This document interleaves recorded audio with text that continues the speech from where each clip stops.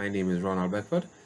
Today we'll be looking at matrix transformation, and the transformation that we'll be looking at is a translation. So what is a translation? A translation is a geometrical transformation of the plane such that the object changes its position in a specific direction along a straight line. The object and the image are congruent.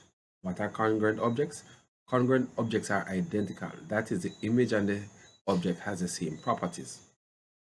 Each translation can be represented by a column matrix. And what is a column matrix? A column matrix has 2 rows and 1 column.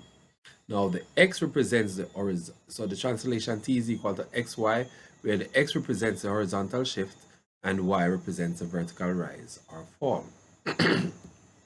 Now, if we are given point P and we are to translate point P through the vector x1, y1, then what we are going to do, we are going to add the object points to the translation.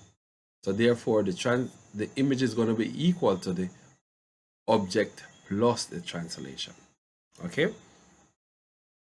Now, so here we have, in this figure, we have the object and we have the image. Now, we can see that the object and image are congruent. And what does it mean, being congruent? It means that corresponding angles are equal. So if you look at this diagram over on our left, you will see that these 2 angles are equal, while these 2 angles at the top are equal, and those 2 angles to our left are also equal. And not only that, but the objects and the image are of the same size. So the object and image are of the same size. So remember now, congruency means that objects and image are of the same size, corresponding angles are equal, corresponding sides are also equal.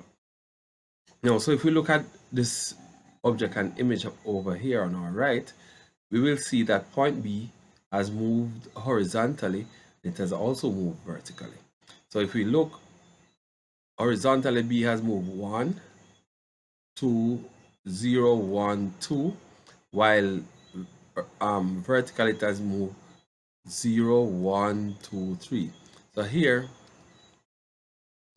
So here what we will realize that our x has moved 2, while our y has moved 3. So right along here,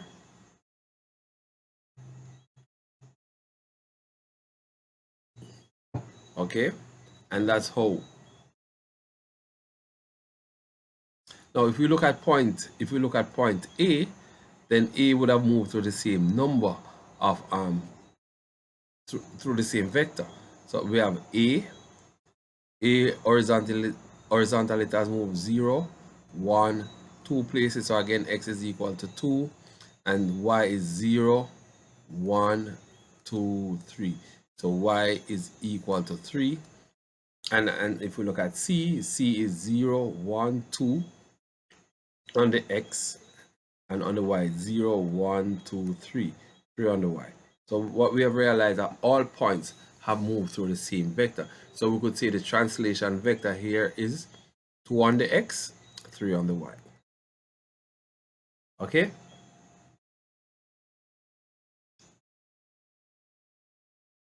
So if we should look at an example here, we have the vertices of triangle ABC are -3, 2, -6, 4, and -7, 2 respectively. Determine the vertices of triangle A prime, B prime, and C prime under the translation 7, -3. The translation of object is equal to translation plus object is going to be equal to the image. So here we have, so we're going to add each of these points to the translation. So we have 7 plus -3 and -3 plus 2. That's for point A prime. Point B prime is 7 plus -6 and -3 plus 4. And for point C, what are we going to have? We are going to have 7 plus -7 and -3 plus 2. So here, so if we add 7 plus -3, we're going to get 4.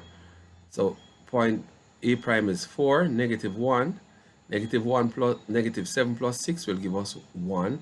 -3 plus 4 will give us 1 for B prime. And for C prime, -7 plus 7 is going to give us 0. And -3 plus 2 will give us 1. So here we have the coordinates of the points A prime, B prime, and C prime, which represents the object plus and the image. Okay, so here we have now, so if we should put this on a diagram, here we have the object being -3, 2, B is -6, 4, and C is -7, 2. So when we add the object plus the image, object plus the translation rather, when we add the object plus the translation, we are going to get the image points. And here we have the image down here. So this represents the image.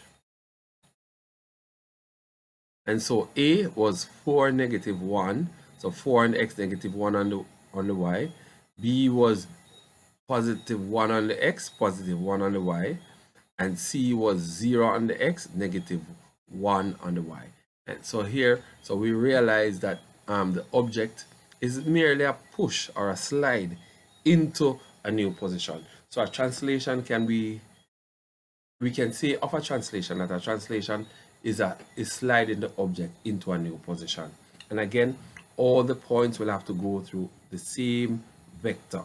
So therefore, minus object. So it would be the image points minus the object points would give us what the translation vector is.